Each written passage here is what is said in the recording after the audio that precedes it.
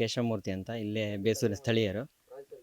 ನಮಗೆ ಮಲೆನಾಡಿಗೆ ಮಾರಕವಾಗುವಂಥ ಯಾವುದೇ ಪ್ರಾಜೆಕ್ಟು ಬೇಡ ಸದ್ಯಕ್ಕೆ. ಇಲ್ಲಿ ಪರಿಸ್ಥಿತಿ ಈಗ 3ನೇ ತಲೆಮಾರು, ಎರಡೆರಡು ಸಲ ಮುಳುಗಡೆಯಾಗಿ ಈಗ ಏನೋ ಇವಾಗ ಎಲ್ಲ ಕಟ್ಕೋತಾ ಇದ್ದೀವಿ, ಜನಜೀವನ ಸ್ವಲ್ಪ ಉಸಿರಾಡ್ತಾ ಇದ್ದೀವಿ. ಇದಕ್ಕೂ ಸರ್ಕಾರ ಇದು ಒಂದು ಆಗ್ತಾ ಇದೆ ಅಂದರೆ ತುಂಬ ಬೇಸರದ ಸಂಗತಿ.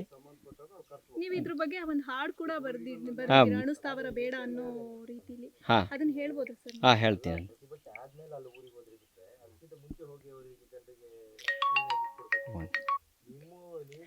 ಅಯ್ಯಯ್ಯೋ ಬೇಡವೇ ಬೇಡ ಅಣುಸ್ಥಾವರ ಯೋಜನೆ, ಅಯ್ಯಯ್ಯೋ ಬೇಡವೇ ಬೇಡ ಅಣುಸ್ಥಾವರ ಯೋಜನೆ.